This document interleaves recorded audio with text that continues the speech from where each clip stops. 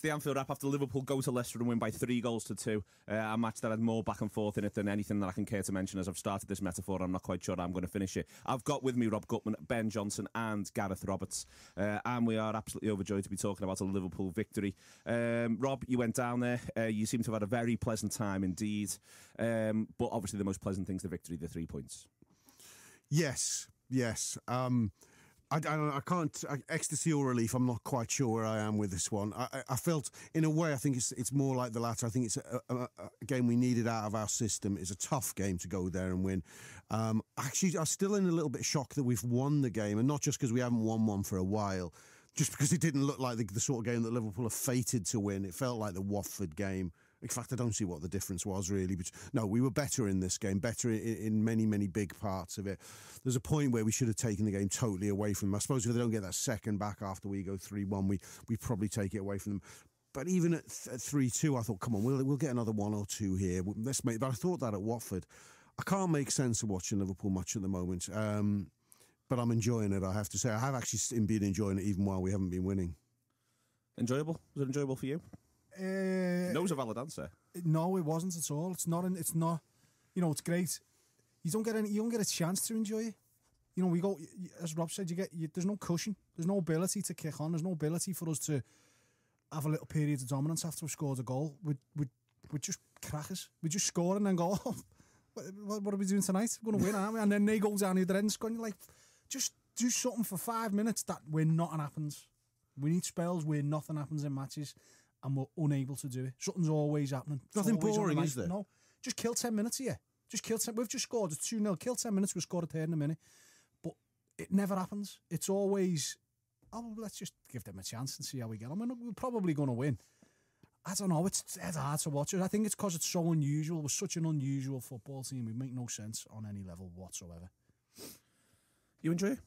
I loved it, to be honest. Yeah, I mean, look, I get that there's stuff to still be worried about, and I get that there's still concerns, and I get that, you know, you saw stuff there that you think, fucking hell, this is going to be a long season. But at the same time, I just thought we needed something to change the mood. We needed to end that rut that we were in. And also, I just hate Leicester. I can't be arsed with them, everything about them.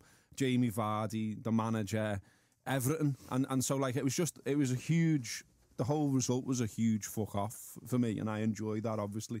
I think that I was banging into that element. Yeah, it was just, it ended up just being a fight. Ended up just being like a weird dog of a match. Everyone just jibbed it and just like ran up and down and moaned at the ref. The ref completely lost his head, including the linesman as well. And it was one of them, it could go anywhere. So to come out of it and having won, my actual first thought on it was, I imagine being in the Liverpool changes after you've won that. It must be absolutely brilliant. It must be buzzing. I loved Klopp's reaction as well, just like hugging everyone and punching the air and going mad. And I just think it would be good that for the spirit of the club. Like, you know, it's easy to pull apart. It's easy to say about all the things that were wrong on the day, and there was plenty of that. But I just think, you know, there was some heart there as well. You know, we've questioned Liverpool and this group of players about being nice, about caring, about all kinds of things. And I just thought you saw loads of stuff on the day that actually was encouraging in terms of character. We're not having a fucking character debate again. But we don't need to have one. We don't need to have one. Agree with you. They showed it, yeah. And like, you know, I just thought loads of stuff got... Loads of admin was boxed. So we know that Coutinho's not down on tools and he's fucking brilliant. And we're singing his song again after he's scoring great goals for Liverpool. So that's that sorted. Yeah. So people like Duncan Castles can absolutely fuck off now.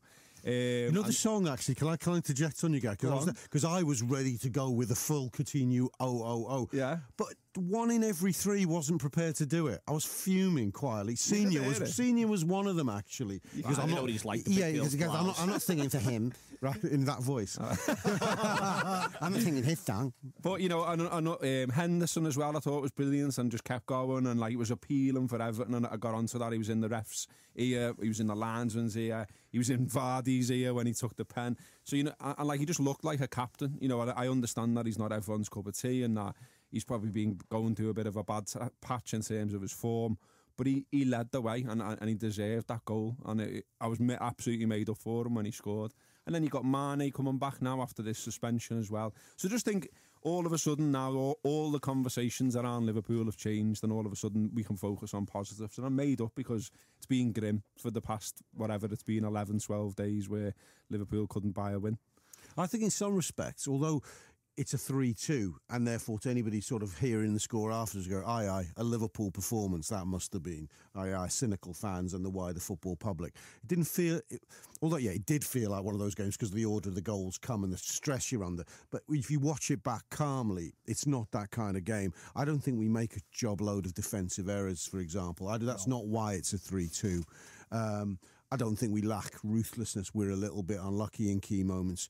I think it's not another hard luck story, but it's another sliding doors moment kind of game which we've been going through. Where there's still a few though, isn't there? I mean, there's still a few. Salah should score when Emery Can hits the post. Firmino should score when that's unlucky when we break on. Firmino should score. I agree. Firmino should score and it makes it 3-0 then, and then it's just gone then and it's done. And I just think. So there were still little moments like that where you just thought, fucking hell, Liverpool. I mean, and I thought Matip had done Vardy when I first watched it and got absolutely slaughtered on Twitter for about 12 hours afterwards. I've seen it back and I get it now, lads. It's not a foul, tweeting no. me. But no, Vardy, it isn't, but he does put himself, my thing on it is he really puts himself in the situation right for it. Yeah, he's right by him and it looks like Mignolet's out. I want my centre-half doing that, mate. And I was happy, and I want my captain getting in people's ears. And it's the first time in a long time that it's happened yesterday. And it was almost like the manager said, right, you know what the script is here when you go here. These set the tone, these set the precedent, and they bully you. So what you're going to need to do is be horrible, and you're going to need to niggle at them, and you're going to need to get in their ear, and you're going to need to try and wind them up. And for the first time in a long time, some of the players were into doing it. Matip won it. I want me centre half as a forward runs past them, because 9 times out of 10, no referee in the right mind gives that free kick. It's just we had a biased man twat refereeing yesterday, which you won't get every week. You'll get poor referees, but none of them will give that foul ever because he's not interfering with play. He's never going to get the ball. So I want me centre-half doing that. I want them blocking people. I want us to do more of it. So when Morgan lashes Firmino, I want Firmino next time Wes Morgan gets the ball to stick his finger right in his eye or his finger up his arse or whatever. Something horrible. Just so that then they're in a battle and Wes Morgan's head might go. And we don't do enough of it. But yesterday was one of the first times we started doing it. Do you know what I liked early? They do Albrighton does Salah. Yeah. He doesn't, gets booked.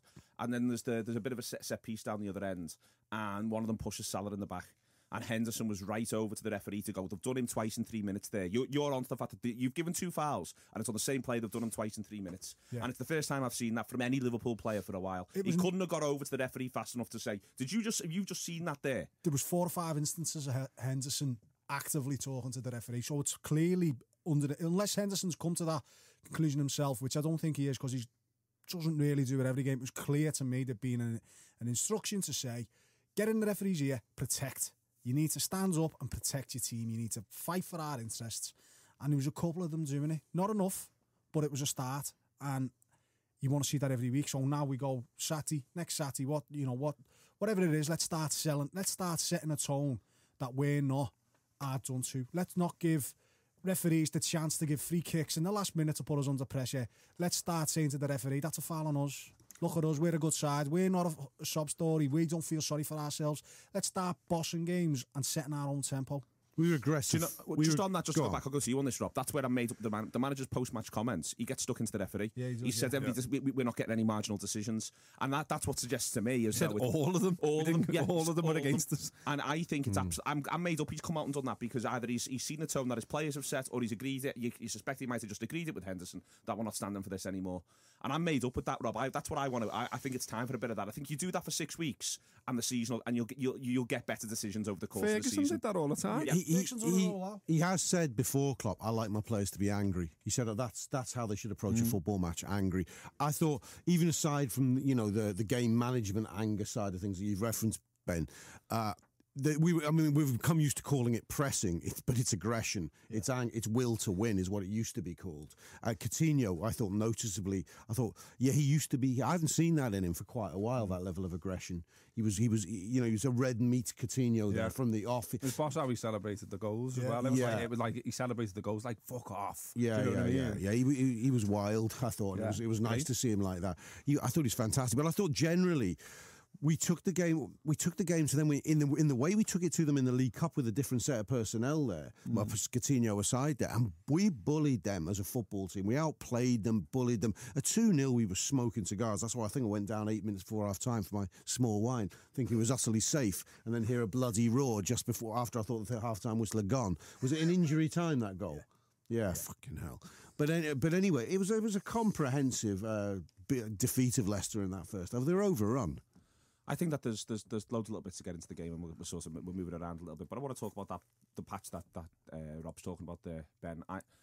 When Liverpool are 2-0 up, they deserve to be 2-0 up. Yeah. And I think that's a really, sometimes you can just find yourself 2-0 up in a game because you've had a couple of chances and you've took them well. Whereas it's a Liverpool side that deserves the Coutinho free kick. It's a great way to go 2-0 up, but we deserve that to hit the back of the net given the football that we played by that point. Yeah, we that was us at our best. We had that one slip where Vardy gets in when our defensive shape's all over the place. Lovren tries to step out.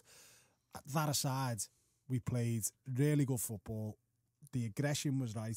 We were prepared and happy to battle with them. And it was almost like we'd had an instruction. You're going to need to fight for yourselves here, boys. You're going to need to stick up for yourselves. And we were happy to. And that's... I think what's been clear is that there's been a need for a bit of steel and a bit of aggression just to make sure that things go your way. It's not like...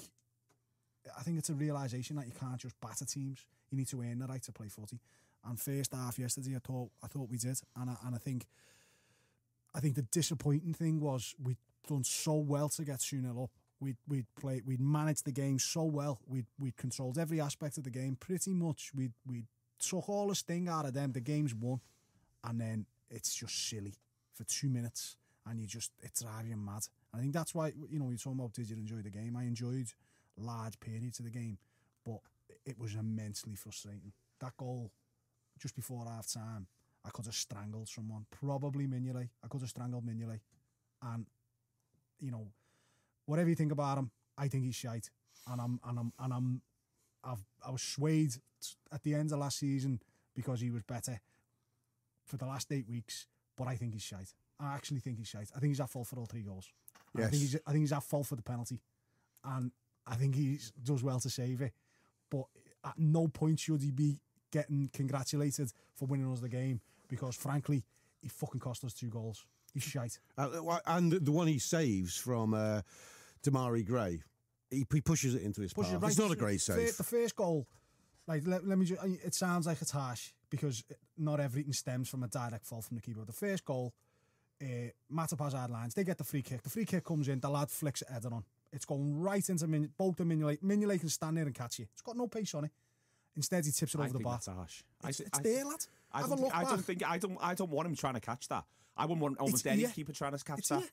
I think that's harsh. Here. In slow motion, he gets to whip it with his arm. I don't know. He sets himself. He chooses to put his arm up, and then he watches it for ages and goes like that. Now, I'm not having it that he can't just move one step to his left and put 2 arms up and catch you. I'm not having it.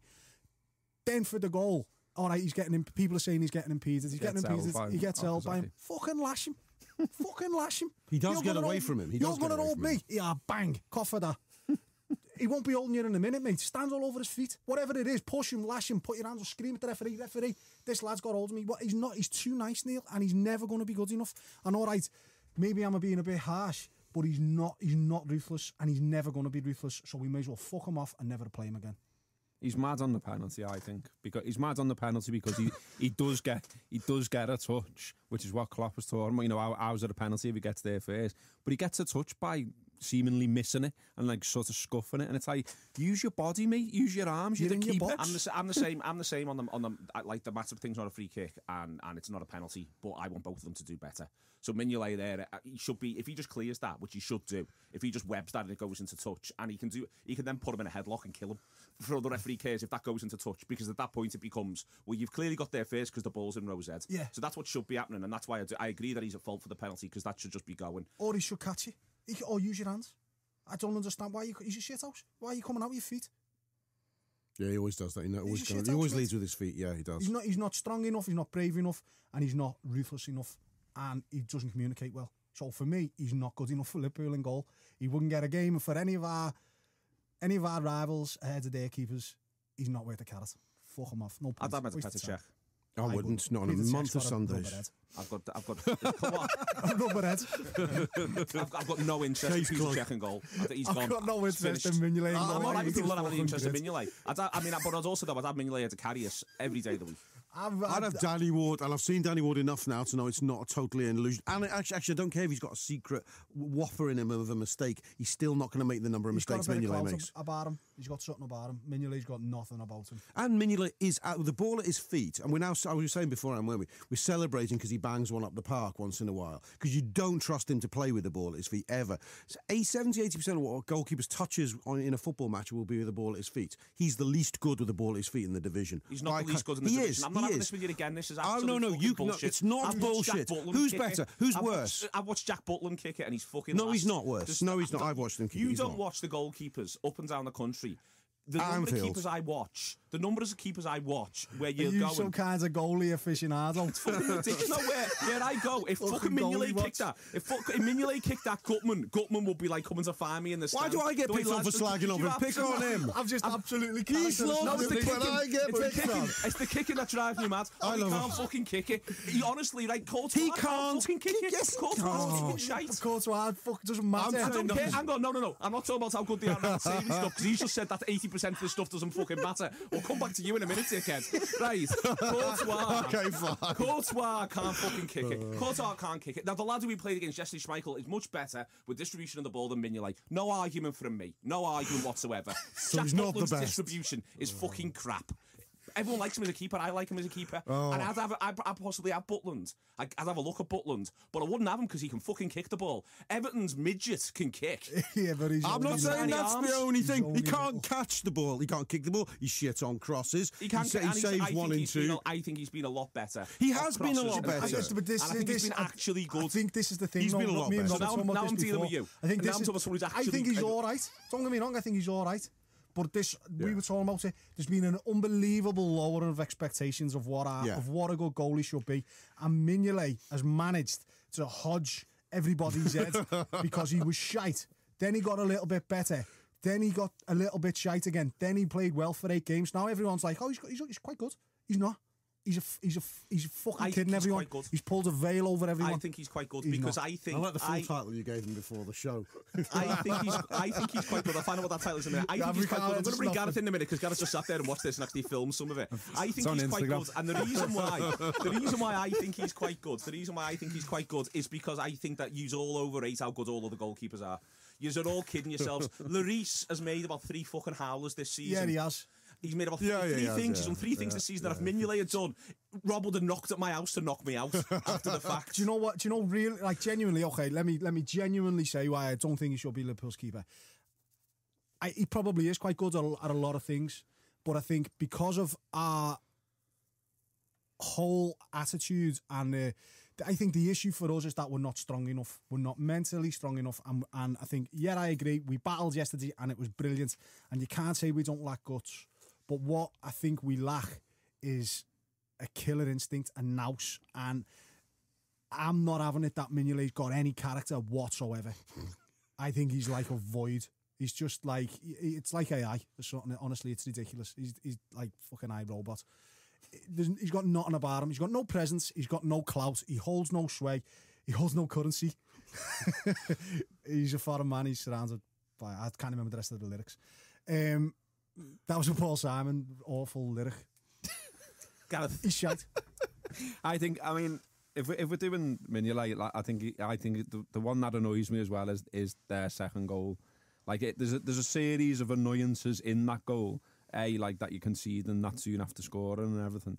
But like, and Moreno does the mad thing where he makes himself smaller as a defender when I thought you're supposed to make yourself bigger.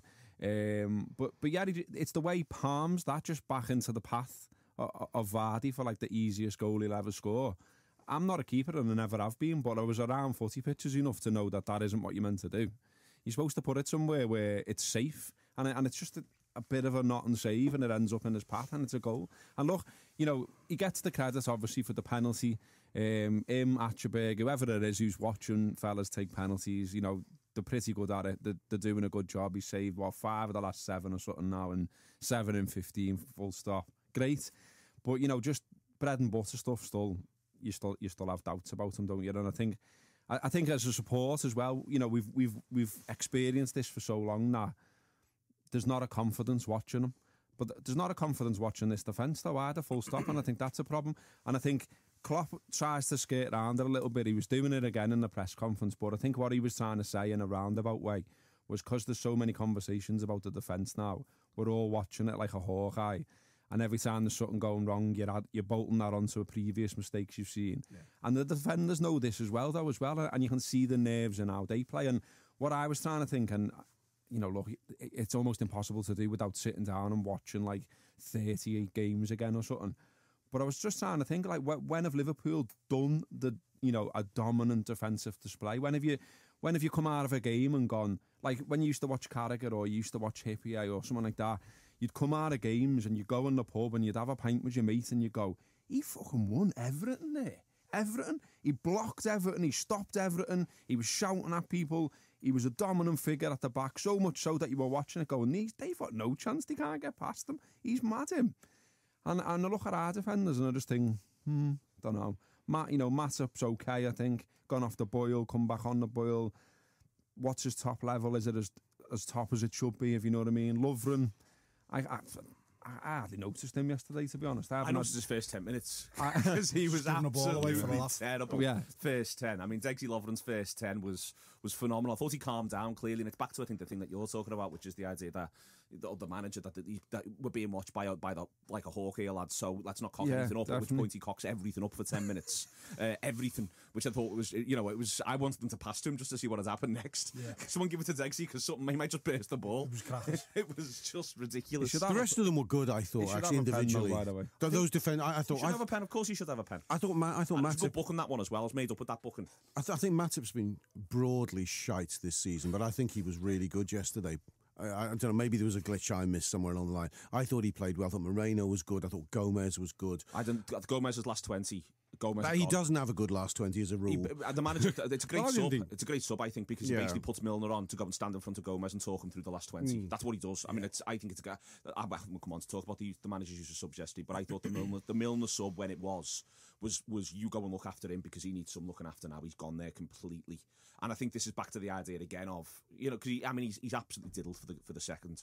For their second, Albright makes an absolute show. He turns him on puts him on his arse, doesn't he? Yeah, absolutely. And he knows, and the thing is, if you're Gomez at that point, you know the extent to which you've just been done there and just completely took yourself out. Is it Albright who does him? He makes him look like the best player in the world. I thought, come on, Gomez, fucking hell. But I don't know. Look, I suppose I'm judging Gomez with a bit of context of his age and thinking, you know what, he's all right. He's progressing nicely. He's still a bit of a risk at times, but he's a good player. That moment you're talking about there, where he gets done as well, like honestly, look, I was shit at footy, but if something like that happened, and it was in the moment it was in, as in you've just scored, and back to what Ben was saying before about just sort of going, you don't concede in this period right now, just someone come and boom him and put him on his arse and give a free kick away. Just go, and then why he's on his arse and picking himself up and moaning to the referee and the placing the ball and a fella's getting your yards and putting shaving foam on the pitch and all this shite.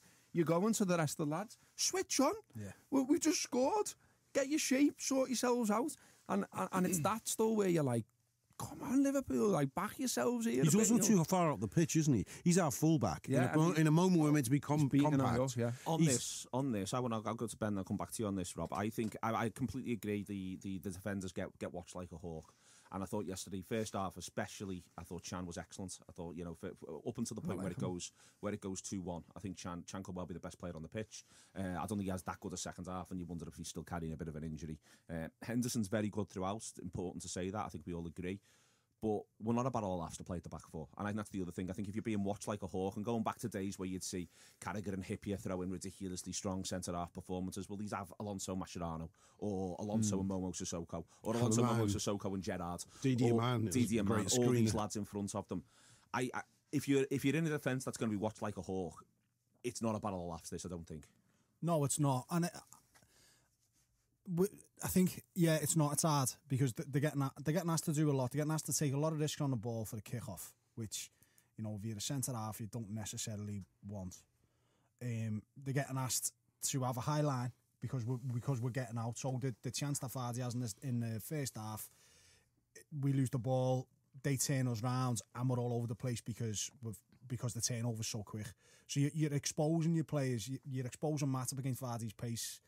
So you are asking a lot, and I think the problem, the frustration when watching Liverpool defend is that we defend impeccably for the vast majority of the game. So the vast majority of a lot of games, so you go and you play Burnley at home, we defend really well for really long time. But when we don't defend well, it's a chance or a goal. Yeah. And that's the same every week. And that's what drives you mad.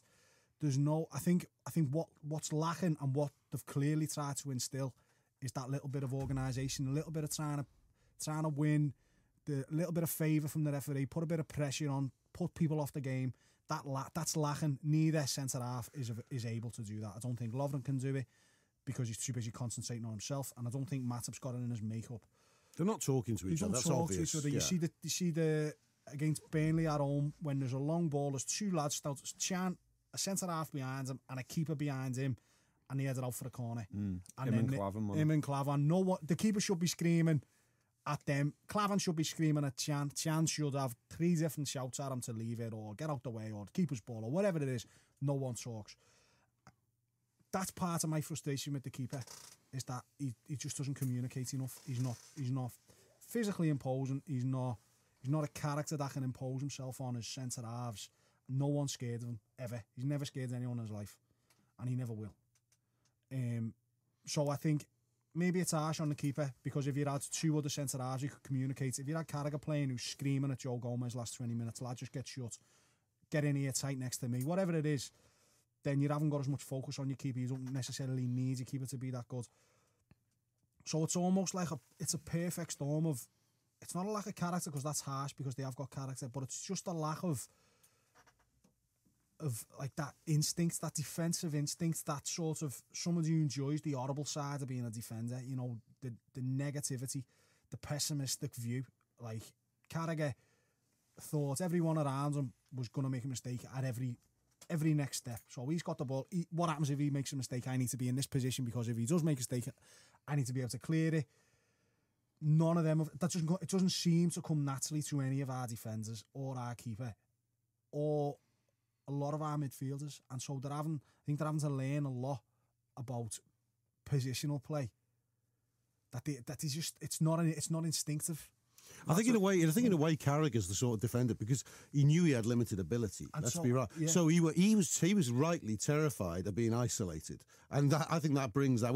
I remember the only time I've ever played anywhere remotely near a half decent performance in my shit football career was a centre half, and I do vividly remember that I was used to scream at people around me, "Get closer, get tighter, don't fucking leave me on my own." That was the subtext of all of it, and that is what's good. Whereas you've got someone like Matip, he's quietly a bit of a Rolls Royce, and he backs himself, but he's an introverted character. He's, and he wants to just get on with playing the game. God knows what personality Lovren's got. I don't even want to dissect that. But and Moreno, there's another question. He has his own clothing brand, for fuck's sake, Lovren. And Albi Moreno's, that's another. But what you're talking about, Neil, is why Henderson was good yesterday, because he was good because there was a few times I thought where he just thought, fuck it, I'll sort it. Do you know what I mean? You're seeing him all of a sudden pop up in our box, putting challenges in, putting blocks in. I mean, I haven't seen any stats or anything like that, but it seemed like he did that a lot. It seemed like he was in the right place a lot of times. He was scurrying around, cleaning up, putting tackles in. But there was one in particular where it just seemed to go around the box a bit, and he just seemed to come in from nowhere and go, fuck this, and just sort it. And then, on his goal as well, he's sorting it there as well. He's the one who breaks it up, for his goal. And then he runs the whole length of the pitch, and we scored a goal. So, this is why he deserves every credit for yesterday. I was going to say, go back to you, Gareth. I know John is desperate to get in, probably got to slaughter somebody else. You know what I mean? He hasn't slaughtered one of these pricks for 5 minutes. He's getting edgy. To be fair, mate, I'm bad from selling these before. I'm now bad from watching the game in our house. I cannot literally. I've got Sky Sports and BT. I pay full whack. I don't watch it on shite. And I now can't watch Liverpool in my own house anymore. So it's these pricks' fault. Because of your potty mouth. Because of the fact I'm volleying stuff all over everywhere. On that, I thought, Gareth, it's manic at the start of the second half. It's bits, it's back and forth. And I think, again, in centre mid, I think Henderson and Shan grab hold of the game. Henderson especially, but Henderson and they grab hold of the game. When we score, we're actually on top. Yeah, it's a counter-attack, but we've actually been looking the more likely. Yeah. Where insofar as anyone's controlling that sort of game, I felt we had control of it at that stage. I felt we were cruising a bit, and that's why I think why the goal. I want to talk about that bit first, but why the goal when they do go 3-2 is such a kick in the teeth, because you're like, we wrestled the initiative back here. It was ours, and then we'd scored the goal. But I think in that period, to talk about saying before, can we just have sort of 5-10 minutes where nothing happened? Well, we were doing that. That was what was happening. To be fair to them, and to be fair to them, especially in the middle of the park, they were sorting that out, and Liverpool were on top. I thought it looked dead hard, though. I think the control conversation is an interesting one in the context of this particular game, because it looked dead hard. Like, it looked dead hard as a game you could control because of Leicester, because they were just, they weren't being pretty. They didn't want to be pretty. They wanted to just get stuck into you. They just wanted to go long. They wanted to win second balls. Just throwing themselves at you, and then loads of massive lads just banging into each other, making it dead physical, making it scrappy. And what Liverpool did well at times was get out of that and play some nice football. And there's some really nice moments that didn't come to anything, where you thought, I mentioned the one before, Firmino should bury that one. But there was some like really nice 1 and 2 touch stuff as well around the edge of their box that I remember, and you just thought, you've got it here. And then, around the period of the Henderson goal as well, it's worth mentioning that thought Sturridge was brilliant when he come on. He just really calmed the situation down, because like everyone was like 100 mile an hour panicking. There was misplaced passes. There was actual panic in the Liverpool ranks at times there, and he just seemed to come on and go, "I'm boss me," and like, I'm all right here. And like he took good care of the ball. He got some good shots off that he was unlucky with. And he's really good on the goal, I thought. Just like really calm, keeping it. I know I can see the fella in space. I'm just going to release it at exactly the right time. There you go, on a play, bang, goal.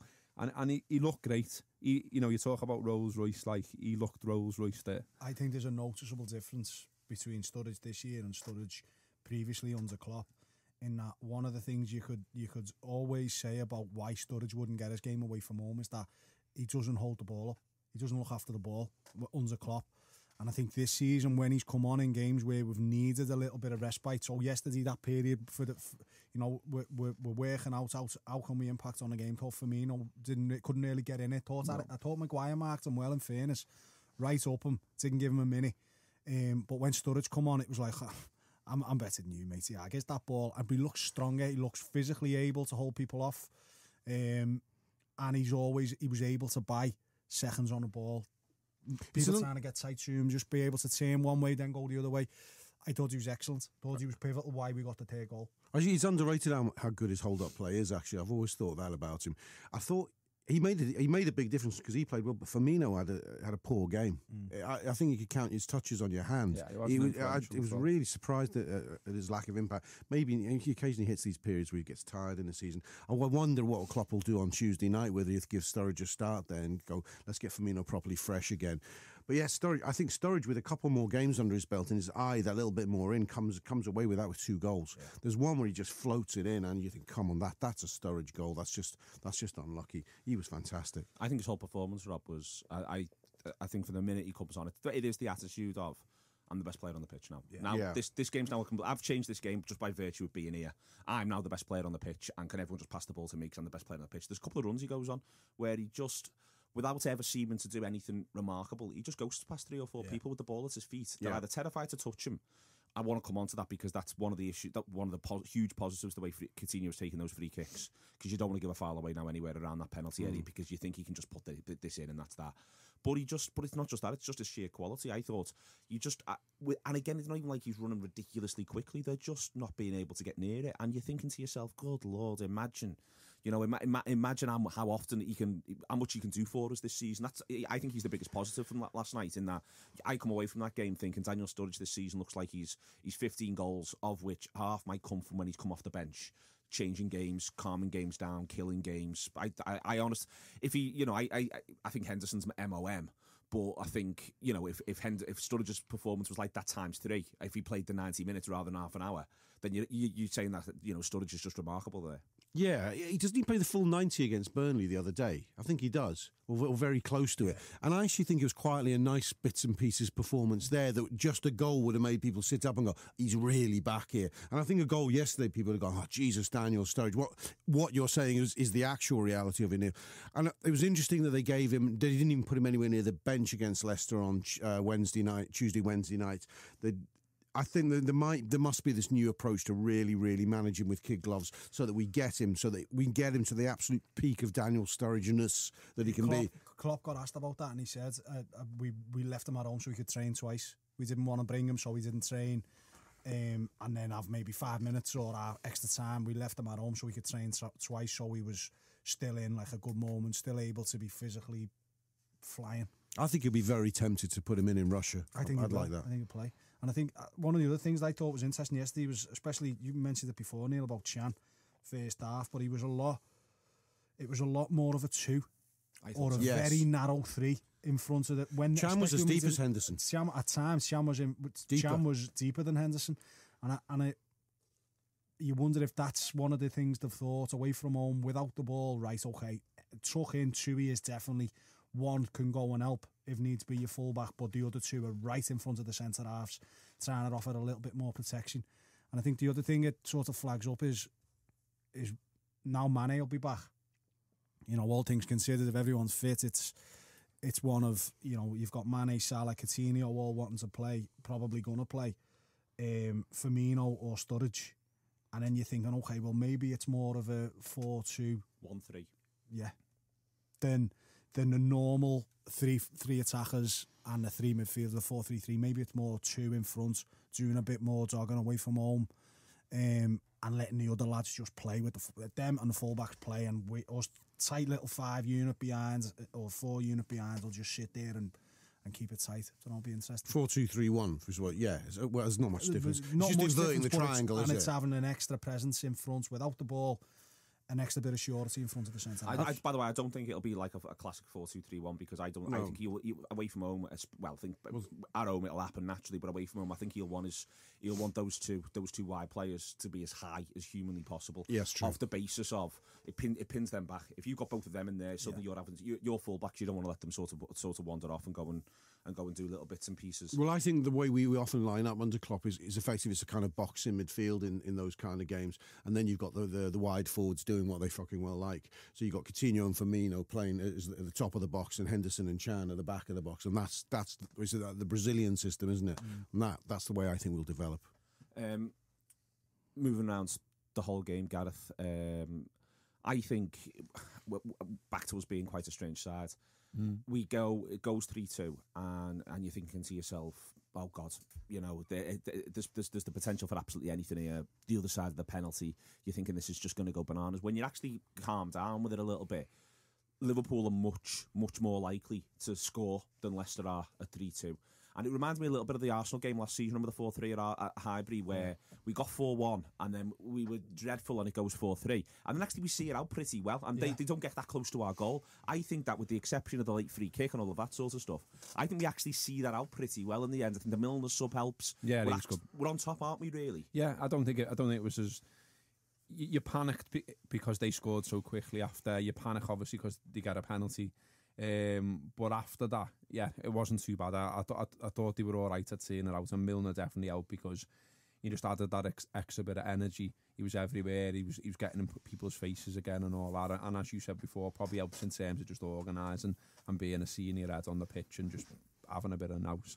But yeah, it wasn't too bad apart from that free kick that the ref just goes, yeah, do you want another chance there, boys, just to get everyone having an heart attack one last time? But they didn't make a chance, did they, after the pen?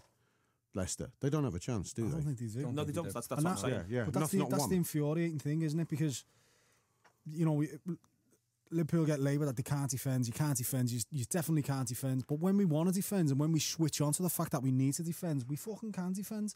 It's just... I just think it's maybe a bit of game intelligence between knowing now, actually right now, boys, you're in defence mode just for fucking 10 minutes and then you'll score and then the game's killed. It's just that switching on as soon as you, like that, almost sensing that there's a moment here, 2 minutes before half time, right, we need to just let's fucking defend for our lives.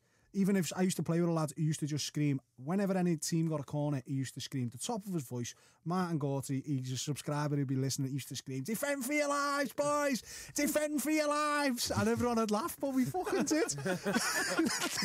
So, but it's like a sense. It's like we haven't got a game sense of like what do we need to achieve in these next couple of minutes. And I suppose that comes with experience, and that comes with winning things.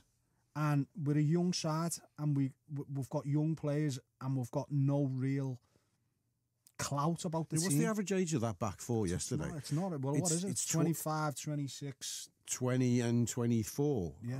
But, you know, where's the 32-year-old Grok? Who's been there, who knows, you just pinch a little couple of... Clavin? But that comes with its own conversation. But yeah, exactly, because he's been 32-year-old Grok who's good. He's played for Estonia 1 million times and have been beaten fucking 999,000 times. Do you know what I mean? What's the point in him? He's been all around the world, but he's never won nothing. And he never found his baby. One for the teenagers there from Gutmann. Some mad lyrics getting thrown in here. Have you had the meeting before? I've been wrote Paul Simon. Paul Simon, Graceland there. Hey. Not going to be able to live with it, are they, the young lads? Young lads and girls there. No, that's why I call music 3 kids. No, I think that's... I think it is, you know, Rob... I think you actually saw the value of the bench for the first time yesterday. And yeah, he referenced that's it, a conversation you've been able to sort of have around the manager in terms of, is he... And I think the other thing that helped... I thought the mentality yesterday... I think we've been weird this season at times. And I think part of the reason why is we felt like we've got a little bit of wiggle room in games, and there's been the idea of, you know, he's trying to get everyone some time on the pitch and get everyone sort of playing. Whereas yesterday, and the reason why I was bouncing after yesterday was because yesterday felt like a cup final. It just sort of felt like a game that if we didn't win, and especially the way it played out, if we hadn't have won that, to me it really did feel like a cup final. If we hadn't have won that, if we don't take all 3 points yesterday, you're looking at that league table and you're beginning to go, this season can slip away from you. And I think that's massive, and that's why I think it is a massive, massive win, and that's why I was celebrating it like we'd won the European Cup last night, was because it had all of that about it. But my point is, that's how they played. That's for instance, the captain's performance in there was like, this is defend for your life. This is a matter of life and death today, boys. This is the season right here now. If you don't do this now, this is the season. No one said what have we said every game? Well, I know I've bloody said it. It feels like an extended pre-season. It still feels like this one didn't. This one didn't. This one, and you've got to say how much Leicester fancied it, though. Yeah, they did. You know what I mean? They were like, we've got these. You know what I mean? We've already knocked them out. They've got a blueprint. Yeah, exactly. We're their hoodoo team. We get up for this. It's our Saturday. We've still got a loads of lads around who've won the league and stuff. But going back to the sub point, let's get back to the sub point is the substitutions aren't he needs 20 minutes for his legs because he hasn't had a full pre-season. It's we need him to win the football match for us. Oxlade-Chamberlain wasn't just being given minutes because we feel a bit sorry for him. We actually needed him to do a job. Sturridge comes in a like for Firmino in a certain way because Firmino's flagging and we need energy. Milner does it to protect Gomez. They're all decisions to win the football match, and they all work. And Oxlade-Chamberlain, who got pelters in the week, a bit unfairly, I thought, did a nice 10 minutes there. That's a good 10. But to go back to your point, Gareth, about Leicester were desperate to win the game. They thought they had the blueprint, but they also knew it's R5, Saturday, their supporters are up, everyone's up. But the other thing to point out is, I'm talking about our season, I'm going to talk about the table in a minute, but I'm talking about our season and the way in which it's developing and all of that. Leicester and I played 4 points.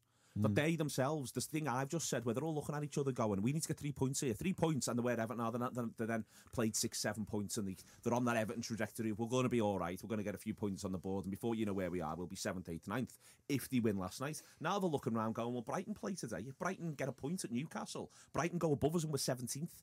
And you can say, well, it's only 6 games, but I think 6 games is your marker in that. 6 games is a sixth of the season. So I think you're right. I think that Leicester, that's the most intense Leicester can play. They tried to play the game on their terms, and they think they can beat Liverpool like that. You look at Vardy, like, you know, I absolutely despise the fella, but look at the effort he put into yesterday.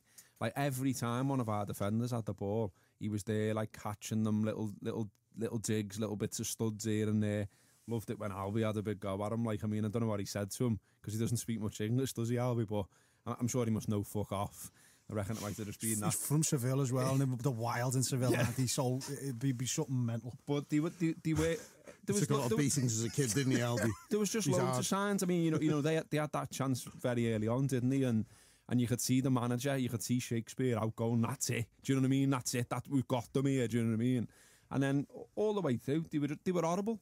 And they bring on that Groch at the end, Slimani or whatever he is, and you think, oh shit, but he never got a sniff. So do you think he's there the 7th? I actually think there's a case. I know they haven't got the points and they may make me look stupid. I think they're the 7th best team in the league. I'd rather be back in that squad than Everton's squad. I think they've got some really good players. I was really impressed with Ndidi in centre mid. I thought he was excellent. He's really good. I thought he was brilliant. I'd have him. Do you know what I'd have Okazaki tomorrow. I think he'd fit right in. He's magic. He's one of the best players in the fucking world. It's like a fit Danny Ings. He's unbelievable. He's good. Indeed, they've got a good spine. I thought Maguire was good. He was unlucky for the 3rd goal. He gets a bit cocky and comes out. But for a fella who's got the shape of a fucking big potato, he played quite well. The lad's decent as well. The lad they brought off the bench, Gray, he's good. They've got good players. Morgan, you don't get a lot of change out of him. He's good at what he does. He's the type of centre half who you could. I mean, he wouldn't. And I suppose that's the difficult thing, isn't it? And what's Klopp? You go back to what Klopp says about there's not 5 centre halves better in the world for us. But imagine trying to get Morgan to do what our centre halves have got to do. It'd be a fucking holy show. They got pace and aggression. No other wind blues up. I know, I think it'd be terrible. Honestly, I think that Morgan would be like he lost 3 training sessions and go, I can't handle this. Fucking playing it. Yeah. Go on, you think? I think they're better than Everton. I'm going to keep saying it. I think they're better than Everton. They may not get it because I don't know. Because there's a sense of fatalism. I think it's certain clubs, apart from when they won the league, obviously. But I don't know. I think they've got pace and power and aggression, and I think Shakespeare's actually a bit of an underrated manager. I don't know. They fancied, and they go down. They fancied it, though, didn't they, is the point. They fancied it. Yeah. They sensed blood. They thought they could have us off. They seen the run we're on. They will have seen all the the media whirlpool of negativity that's been around Liverpool and thought, we've got a chance here. And then the fans are knobheads as well, singing "Sign on, you fucking Tory pricks." Yeah. So shove it up your arse. You got beat, brilliant. I did like this mad Instagram live where it was manic last night in ours. Because I said to Ben before we came in that yesterday I was trying to not have a bevy. I was trying to be all clean living and that. And he said Gareth Roberts. Do you know what I mean? And I was just sitting in ours with it on the telly, and I was like, I'm not going to do the mad thing, because I'm a bit mad watching it in ours as well. And I thought, the kids are here and all that. But honestly, it was like banging on the walls, throwing stuff everywhere, the full it. And then I did this Instagram live while I was still feeling like that. And I was saying all kinds of madness. I was saying, can someone get me Vardy's mobile number? I want to ring him and just go, down the phone. They're a good side. They're good at what they do. You know what? They're struggling. I'd love them to go down. I'd absolutely love them to go down. I loved them. I hated when they won the league. People were like, oh, this is great. What a fairy tale. No, it was horrible. It was horrible. It was fucking horrible. I can't wait for them to go down. It's not like the manager is big, stupid fucking Giles. It's not like that he wears a trackie. He doesn't suit it. He just looks like one of the worst people you'll ever meet. And his surname's Shakespeare. I mean, what the fuck? This couldn't be more Pound shop Ancelotti. He's a fucking bellend.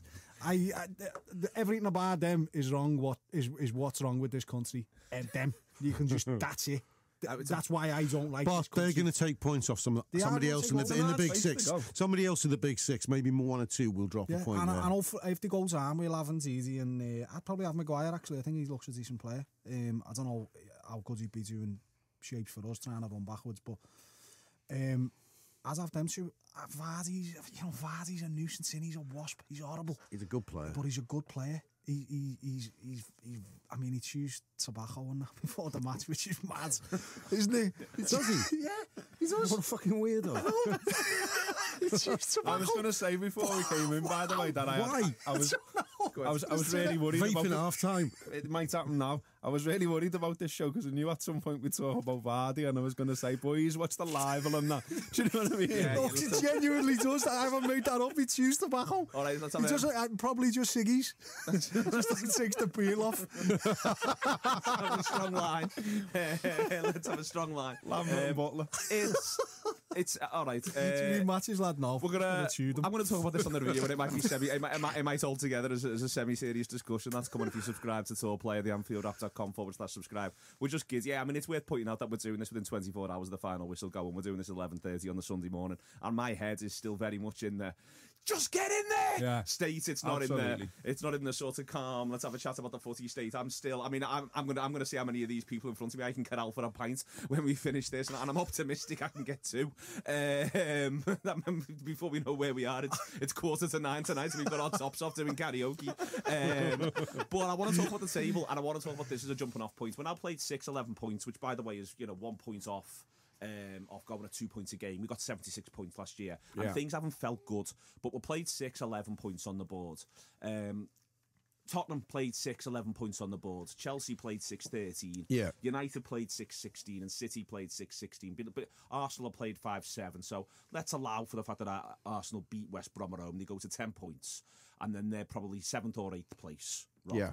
I've done the math. I've been doing the maths on this one, and I always look at par. It's not just 2 points a game is the par you want to be in contention in the conversation. It gives you 76 points, but you also at this stage you've got to look at the quality of the fixtures played. Yeah, exactly. United 16 points is a slightly flattering one because of the fixtures they played. I worked out if you looked at what you'd have expected given these fixtures, they're about a point over par. City are about 2 over par. We're about 1 under par. I think given the fixtures we've got. We're a solid, to my mind, the true league table is we're a solid fourth, but we're only a couple of 2 to 3 points off the pace, not 5, which it truly is, with the balance of fixtures. But also, I think we're a fairly solid fourth as well. It's okay. It's a good foundation with a disrupted start to a season. On that, I think, in the context of the wider picture, Ben, everyone looks at City. They pull Roy Hodgson's Palace apart 5-0 yesterday. United get a really tidy little 1-0 at Southampton, but Southampton do look a little bit blunt. But fair play to United, it's a good result. I think the 2 standout results yesterday are us going to Leicester and getting the win. Yeah. But I think it's Chelsea going and banging forward at Stoke. Yeah. Stoke have got results against United and Arsenal in the back pocket already this season. I think that's where you're going, all right then. If what I'm trying to sort of say is I sort of think the season starts now. Is my point is the season starts now for everybody. I think everybody's now in. They're looking at each other. We've jockeyed. We've all done a little bit of this. We know what everyone's about. Yeah, everybody knows what everybody's about, and it looks every year. It looks like Man City are going to romp the league, but they're not. And it looks like United are going to win every game because Mourinho can't concede goals, but they're not. We look handily placed, but only because we won yesterday, and that was why it was such a big game, and it was of such importance because now you look and you think, right, okay, we've knocked that voodoo on the head of we can't defend. All the attention's gone elsewhere. You throw Mane in that mix now, and for the first time this season, we can line up with Firmino, Mane, Salah, and Coutinho as an attacking foursome. Yep. I don't care who you are. You then throw Sturridge in. I don't care who you are, what defenders you've got. We could play fucking anyone in defence. If that 4 click, we're scoring a lot of goals. We're going to give someone at Iden. It could come next week against Newcastle because I don't think they'll be able to do to us what other teams are able to do in terms of disrupting us. They'll try and stop us playing with Rafa's clever little tricks and his blocking passing lines and all that stuff. But you just fancy if we get one there, we might get 4 or 5 and we might whack them, especially with them 4 available. And you just think we can kick on now here and we can maybe win the next 2. Then I think we've got United coming up. You beat them, then United might go on a bit of a flap. So it was just key. It was a key yesterday to win. And it was great that we did because I think we might now. It almost felt like, this is a springboard for the rest of the season. It reminded me, Gareth, of Chelsea away last year. In that, at that point we didn't know what Chelsea were going to go on and do, but it was around the same sort of stage. Maybe it was a game early, that Chelsea game, but it was the point where you sort of realised that this Liverpool side, that it's capable of a bit more than just blowing people away, that it's capable of scrapping, because that second half against Chelsea, yes, we were much better first half, but that second half was a massive scrap. Not dissimilar to this. It was a big late evening televised game. It was you know what I mean? It was one which you knew everyone's got one eye on. And Liverpool fought their way to all 3 points there last season and then went on and bounced from there. And I just think, for me, it feels a little bit like that. Maybe it's come a little bit later, but it doesn't feel like if that's our bad spell and we don't have another one, then we're in great shape. We probably will have another one. There'll probably be one more. But if it's like that one where it's just 2 weeks, it's two horrible weeks, 2 weeks where everyone's doing everyone's heads in. But it feels like, if we can limit it to that, we've actually done really well if we're pulling ourselves out of that slump. No, it's huge. It's a huge result. It's the first win that Klopp's got at Leicester as well, which he seemed delighted about as well. I think he probably knows that we've already said in the show, the way they set up and the way what Liverpool's weaknesses are, the two come together and it makes it difficult for Liverpool. So they've dug in, they've got a result, they've showed character. Like I said before, I think it would have been brilliant to be in those changing rooms, brilliant to be on the coach on that trip home. They must all be looking at each other and going, yes, lads, you know what I mean? It's just one of them. The flight to Moscow, the bouncing to Moscow. Yeah, now. exactly. It just lift everything. And you know, I wrote, I sat down to write our newsletter thing that I write every week at the end of last week, and I was like, you know, because we've been getting mad shouts off people all week about, you know, because people go mad, people genuinely go mad when we get a few bad results. And I understand why. It's because they care, it's because they're passionate. But they start having a go at us. And it always ends up being me who's going back to all these mad people. And it's like, you know, some of the shouts are absolutely wild about that. You know, I'm getting paid by John Henry to say something and that. You know, if I didn't say something nice, I wouldn't have got an interview with Jordan Henderson once or whatever. And it's all absolute bollocks. And it just means we can brush all this away. But also, when I was talking about that, but I was also talking about the bad run, if you like, that everyone's been talking about. And even in the bad run, there were so many things where you thought, it's not that bad. Like, you know, Firmino misses a pen against Sevilla. Sevilla score with 2 shots on target and get a draw. You know, Burnley, we play well for good patches.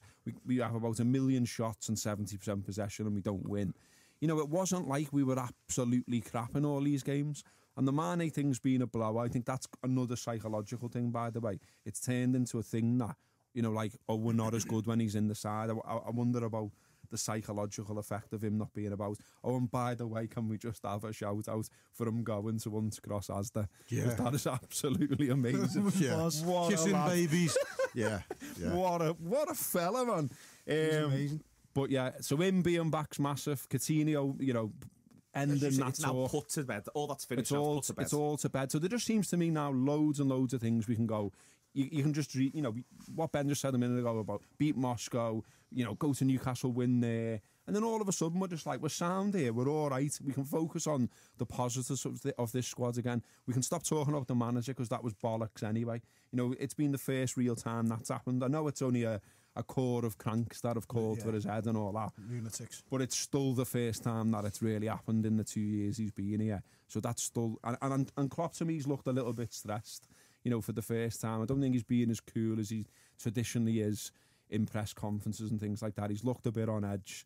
So I imagine he had a good bevy last night as well. And I imagine he's probably still having one today as well. So, you know, it's right. Let's enjoy where we are right now and let's start being positive again. I'm going to enjoy that. I'm going to enjoy the game at Moscow. I think it's going to be an interesting game. It's going to be a good test. Pick me a team between you.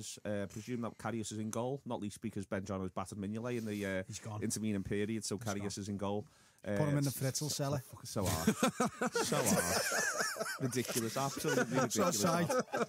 Ridiculous. Not having it. Stay in there for a bit. Just not having it.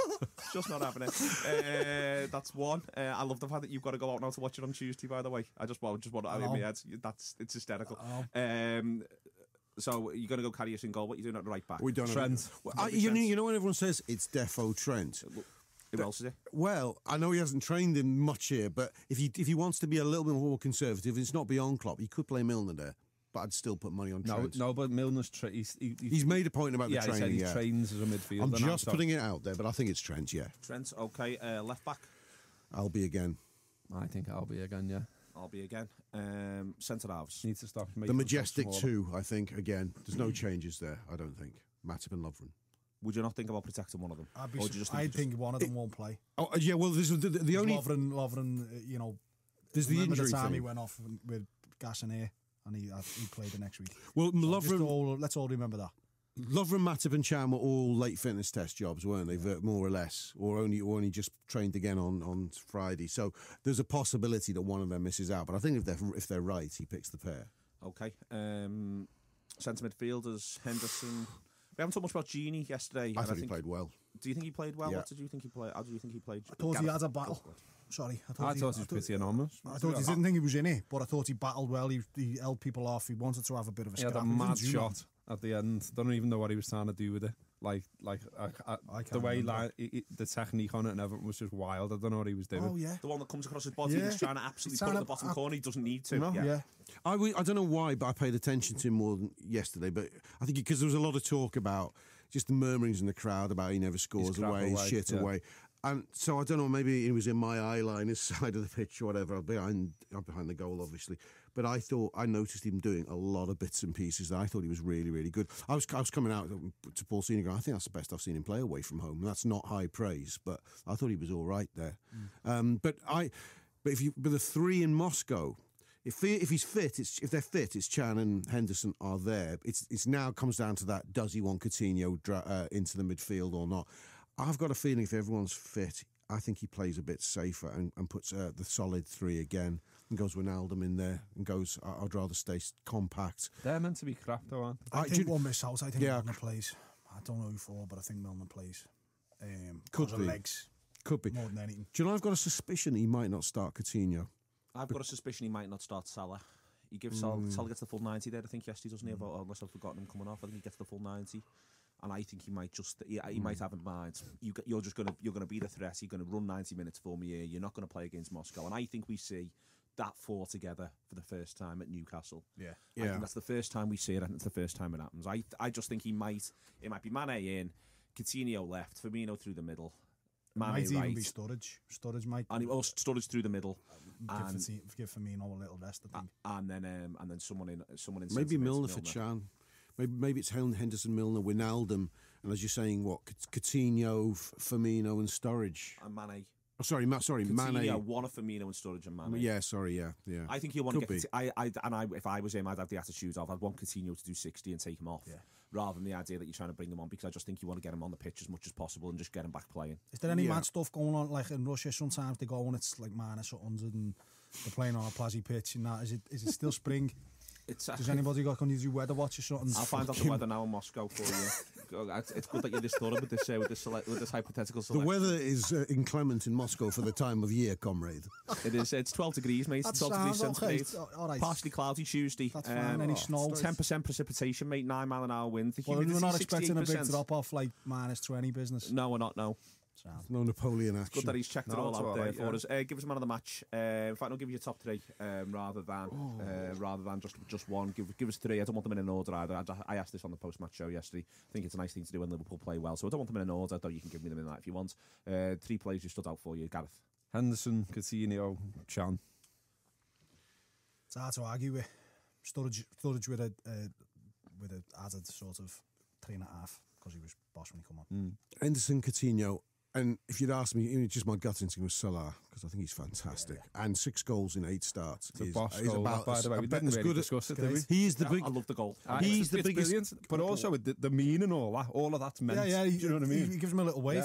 Yeah, go ahead. Because they were trying to do it against Watford, weren't they? Something similar. Trying against Watford, trying against Burnley. But it's his pace, though, isn't it? Yeah, I will get there. That fullback's looking at that going, where's that no going? threat. And then it's his pace is absolutely wild. There was one he chased down on the right, and like honest, it was like Speedy Gonzalez or something. Yeah, it was ridiculous. like his legs are absolutely flying, and he just eats that ground up, and that's what he's doing on them. And that's a great goal. That's a great header. They were giving the goalie shit on the telly. And I was like, there's not the goalie. It's point blank range, yeah. It's top bench. Has any player scored as fast as Yeah, I would have. Yeah, I was thinking that. Definitely, that cunt. This is the problem, and this is why you're wrong. This is why you're wrong. This is why I'm right and you're wrong. It's things like that. It is honestly, if Mignolet can see that, people are going absolutely bananas. I know it's hypocritical. I know all this, Neil, but I just can't be fucking doing it. And I'll tell you something. And also the third, right? Our third goes into the middle of the goal. And if Mignolet can see that, you're all sitting here going, that just goes straight down the middle of the goal. That.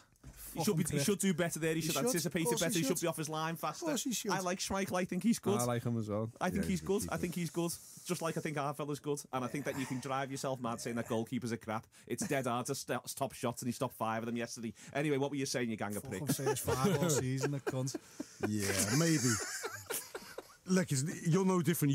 I've started this with you. If you and Graves and me were in a pub, and you two be virtually punching me about on a Mignolet conversation. You go the other way. You can't. Yeah, but we do get that. You do get that way with a player when you want him to. You don't want him to fail, but Mignolet's had 20 not bad games, and yesterday I fucking lost it with him. No, hang on, not bad. But by the same token, I've seen those who in the camp of he's not bad. He's had a hard time, mate. He's really all right. You know, this bollocks that Neil comes out with. They've virtually got him as Europe's number 3 keeper. He's not Europe's Clemens. He's just behind Neuer. He's not Europe's number 3. We're all wankers deep down. Quite good. My point is that he's quite good. The point is that he's quite good, Rob. He's quite good at being.